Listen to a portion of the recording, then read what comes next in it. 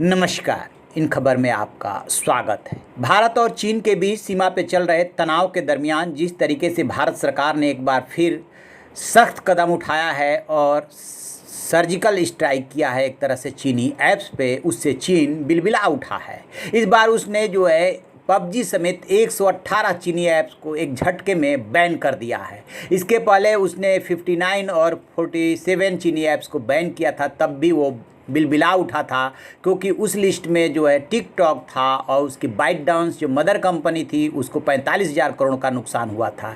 इस बार भी कुछ ऐसा ही सीन उभर रहा है जिसको लेकर के चीन कह रहा है कि भारत ने WTO के नियमों का उल्लंघन किया है और ये उसके लिए सेल्फ डिफीटिंग साबित होगा, यानी खुद को नुकसान पहुंचा रहा है भारत ऐसा करके।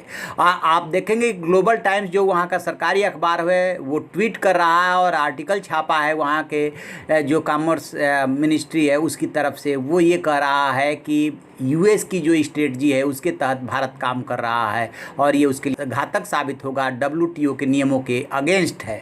भारत भी समझता है कि क्या WTO के नियमों के अगेंस्ट है और क्या फ्री ट्रेड के अगेंस्ट है। जो भी भारत की सुरक्षा और संप्रभुता के लिए ज़रूरी होगा, भारत सरकार पहले बता चुकी है कि वो सारे कदम उठाए जाएंगे और उसी के तहत अभी तक उसने 224 चीनी ऐप को बैन किया है। एक तरफ सीमा पे तनाव है और दूसरी तरफ चीन को धक्का देने के लिए, चीन को उसकी औकात बताने के लिए भारत जैसे एक के बाद एक कदम उठा रहा है, उससे चीन के आर्थिक हितों को नुकसान पहुंच रहा है और ये बात अच्छी तरह से चीन समझ रहा है। लेकिन उसके सामने सबसे बड़ी समस्या पैदा हो गई है कि महाशक्ति बनने निकला चीन जिस तरीके से पूर्वी लद्दाख में मात खा रहा है कि वो पीछे हटे तो कैसे हटे, कैसे उसकी प्रतिष्ठा बचे।